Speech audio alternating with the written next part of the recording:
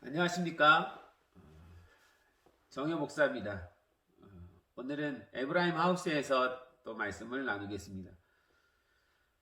초대교회의 역사는 참 놀랍습니다. 120명이 성령님의 그 특별하신 방문을 경험하고 그리고 3,000명이 회개하고 돌아오고 그 역사 가운데 베드로와 요한이 나면서부터 걷지 못하는 자를 성전 미문에서 고치고 그 사건으로 또 5,000명이 회개하고 돌아옵니다. 그 당시 숫자는 남자만 기록했기 때문에 아마 함께했던 여자들의 수와 어린아이까지 치면은 수만 명이 그 초대교회를 이루었을 것이라고 생각합니다. 그들이 서로 물건을 통용하고 나누고 그리고 서로 모여서 예배하고 각 집에서 떡을 떼고 그 모습이 너무 아름다워서 많은 사람들한테 칭찬을 받게 되죠. 그래서 또 더 많은 유대인들이 복음 앞에 돌아오게 됩니다. 예루살렘 초대교회의 놀라운 역사는 그 사회에 놀라운 변화를 일으켜줬어요.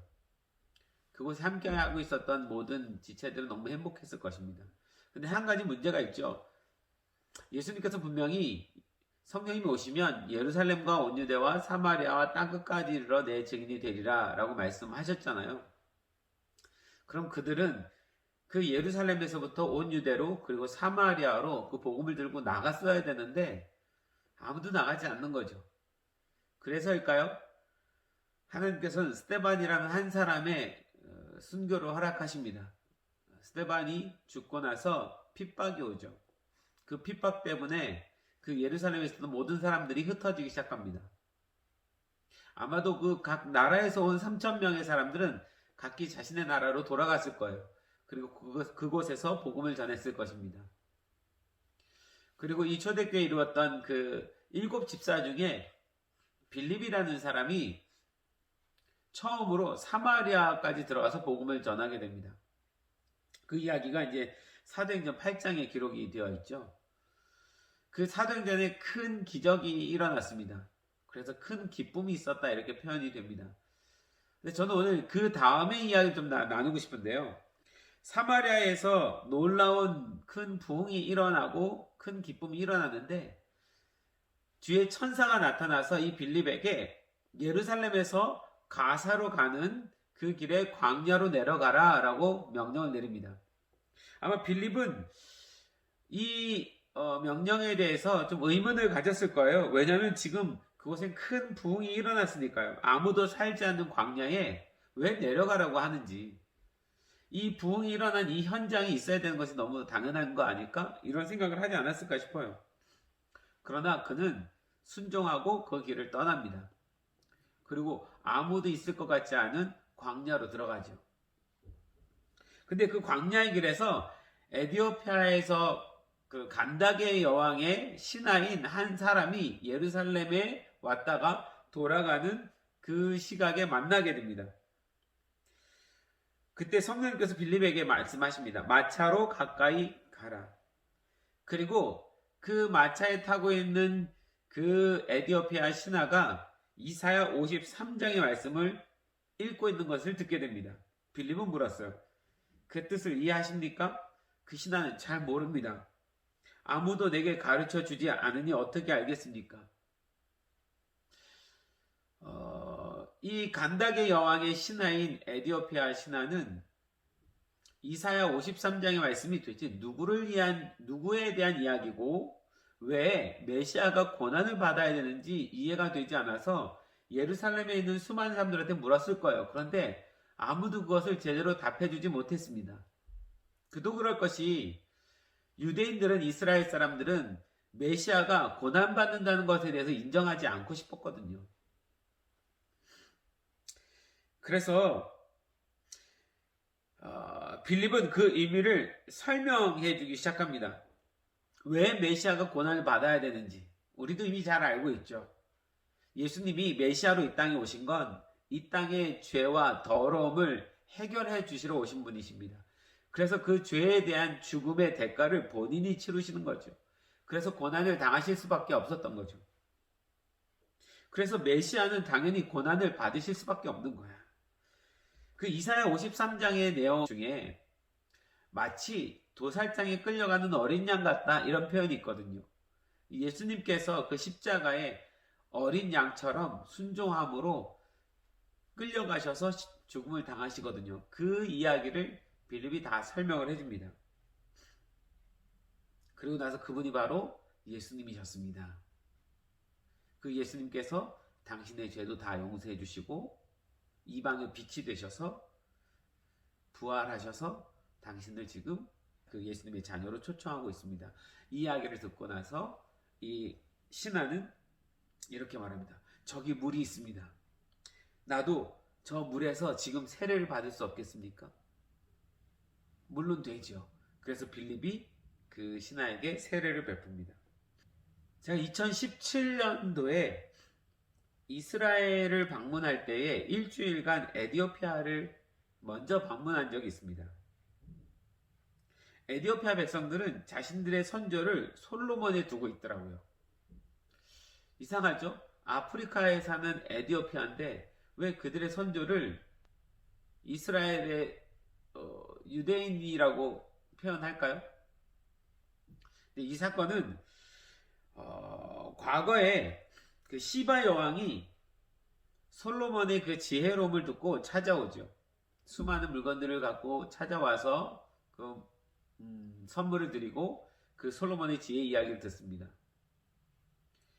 그 지혜 이야기를 듣고 사실 돌아가지 않고 그 에티오피아의 그 과거 역사적 이야기를 들어보면 그 시바 여왕과 그 솔로몬이 함께 정을 나눕니다. 그리고 거기서 한 아이가 태어나죠. 시바 여왕이 돌아와서 그 아이를 봤는데 그 아이가 마치 솔로몬처럼 너무 늠름하고 아름답게 장성하는 거예요. 그래서 이 아이를 기를 수 있는 사람은 솔로몬 당신입니다. 그러고 그 자신의 아들을 솔로몬에게 보냅니다. 물론 솔로몬의 아들이기도 한 거죠. 그래서 솔로몬이 그 아들을 잘 키워냅니다. 그 아들은 유대인으로서의 모든 풍습과 그리고 구약 성경의 모든 율법을 다 배웁니다. 그리고 다시 장성해서 에디오피아로 돌아갑니다. 돌아갈 때 솔로몬이 수많은 유대인들 신하들을 붙여서 보냈다고 그래요. 그 아들이 그 에디오피아에 가서 왕이 됩니다. 그리고 그 이후로 그 왕가의 가문의 모든 사람들이 전부 유대교로서 여호와 하나님께 예배하고 그 유대인으로서 그 풍습을 가지고 살아갔다라는 이야기가 있습니다. 사실 그 에티오피아의 과거의 그 왕궁의 그 사적들을 다 돌아다녀 보니까 정말 놀라운 것은 그 당시의 모든 왕궁의 사적들 안에 이스라엘의 문양과 이스라엘의 풍습과 이스라엘의 식생활과 이 모든 것들이 그대로 다 담겨져 있습니다. 그러니까 아프리카 문화라고 볼 수 없고 마치 이스라엘의 한 도시를 갖다 놓은 것처럼 그런 착각이 일어날 만큼 그 당시의 과거의 에티오피아의 왕궁의 그 모든 역사적 사료들을 보면 전부 유대인과 굉장한 밀접함이 있습니다. 그래서 현재 그 에티오피아 사람들도 스스로를 유대인이라고 말하는 솔로몬의 후예가 수만 명에 이른다고 합니다. 그 역사적 사실 속에 아마 간닥의 여왕이 그 신하를 하나님께 경배하라고 보낸 것 같고 그 예루살렘에 경배하고 6월절 절기를 마치고 돌아가는 중에 이 빌립을 만난 거죠. 한 나라의 사신이 다른 나라를 방문했을 때는 큰 상단과 함께 같이 오게 됩니다. 아마 이 에티오피아 이 신하가 복음을 받아들일 때는 그 옆에 또 함께 따라있는 수백 명의 다른 신하들이 있었을 것입니다. 그때 같이 복음을 듣지 않았을까요? 그 에티오피아 내시도 그 신하도 그 나머지 모든 사람들에게도 그 복음을 전하지 않았을까요? 본국으로 돌아가서 간닥의 여왕에게도 그 예수 그리스도의 복음의 사실을 전하지 않았을까요? 그래서인지 에티오피아에 가면 자신들은 유대인이라고 말하면서 또 그리스도인이라고 말하는 사람들이 수만 명이 있습니다. 그들은 유대인이면서 예수를 믿는 자로 그 전통을 유지하면서 지금까지 살아온 사람들이죠. 여러분, 빌립이 신하 한 사람을 보고 복음을 전했지만 성령님은 에디오피아라는 한 민족 자체를 보고 있는 것입니다. 아니, 아프리카 대륙 전체를 보고 있는 거예요. 빌립은 단순하게 한 명의 신하에게 복음을 전했다고 생각했지만 성령님은 그를 통해서 아프리카 전 대륙에 복음을 전하는 일을 행하고 계셨던 것이죠. 왜 부흥이 시작된 도시인 사마리아를 내버려두고 광야로 가라고 하셨는지 이제 우리가 이해가 가는 것입니다. 에디오피아 이야기를 좀 더 해볼까요? 에디오피아는 정교회가 40%가 넘습니다. 이 정교회는 카톨릭의 한 분파죠. 카톨릭의 동방교회, 서방교회 이렇게 카톨릭이 둘로 나뉘어졌거든요. 이 서방교회가 지금 로마 카톨릭이 되었고 이 동방교회가 이 정교회가 된 것입니다. 그래서 에디오피아의 국가적 종교는 이 동방교회 바로 정교회인 거죠. 이 정교회가 국가의 모든 부분에 있어서 영향력을 미치고 있습니다. 저희가 새벽에 보니까 새벽에 그 국민 대다수가 그 정교회 교회를 찾아가서 하나님께 기도드리는 그런 열정을 가진 사람들이었더라고요. 물론 한국교회에서는 이 정교회에 대한 인식이 아직 잘 없어서 이게 이단이냐 아니냐 여러 이야기가 있지만 가서 보니까 분명히 그들 안에 예수님에 대한 신앙이 있다는 것을 보게 됩니다. 1990년도에 이 에디오피아의 내전으로 수많은 사람들이 죽게 돼요. 그때 이스라엘 정부는 그들 중에 솔로몬의 후예인 유대인들이 있음을 깨닫게 되고 알게 되고 그들을 구출하라는 작전을 펼치게 됩니다. 1991년 검은 유대인 공수작전이라는 프로젝트를 통해서 이스라엘 정부가 14,200명의 에디오피아 유대인을 35대의 민간 군인 합동 비행기로 태워서 본국으로 데려옵니다. 내전 중에 14,200명의 사람들을 이스라엘로 데리고 온 거죠. 물론 그 유대인 중에 그리스도인인 유대인 3,000명은 그 정체성 때문에 유대인으로서의 지위를 받지 못하고 왜 여전히 이스라엘은 예수님을 인정하지 않잖아요. 그래서 이스라엘로 귀화하지 못했습니다. 제가 2015년에 팀과 함께 그 이스라엘의 에디오피아 후손이 정착하고 있는 브에세바를 찾아가 본 적이 있었는데요. 그러니까 그 14,200명이 돌아오고 그 이후에도 계속해서 매년 수천 명이 이스라엘로 들어오는데 그들을 브에세바, 아브라함이 살았던 브에세바라는 그 도시에 그들을 데려다 놓고 거기서 정착할 수 있도록 돕습니다.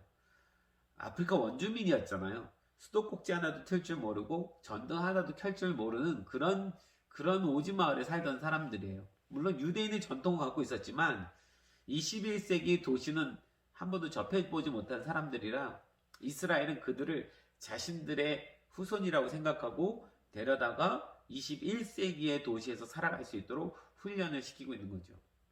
저희가 거기를 방문한 적이 있습니다. 그 정착촌의 한 그 센터 건물을 저희가 페인트 칠 해주는 그 봉사로 들어간 적이 있죠. 그래서 그 에디오피아 유대인들을 만나서 교제하고 같이 찬양하고 나눴던 기억이 있습니다. 저는요, 이 사도행전 8장에 나오는 이 빌립이 에디오피아 신하 한 명을 한 명에게 복음을 전한 이 사건이 지금 2000년이 지나오면서 이런 놀라운 역사 가운데 있다라는 것을 다시 한번 보면서 하나님의 복음의 역사가 얼마나 놀랍게 성령님에 의해서 온 열방으로 온 대륙으로 퍼져나가는지를 새삼 보게 됩니다.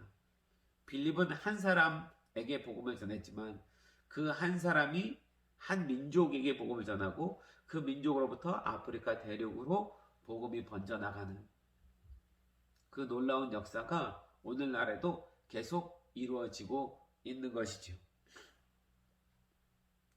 그렇게 3000년 전에 시작한 그 솔로몬의 복음이 빌립을 통해서 2000년 전에 간다게의 그 신화의계로 이어지고 2000년이 지난 지금 우리가 이 역사적인 사건 속에서 이 에티오피아의 사람들이 어떻게 이스라엘로 돌아오는지를 또한 보고 있고 빌립의 한 사람의 순종이 이렇게 큰 역사를 이뤄낼 수 있다는 것을 모두 다 깨닫게 됩니다.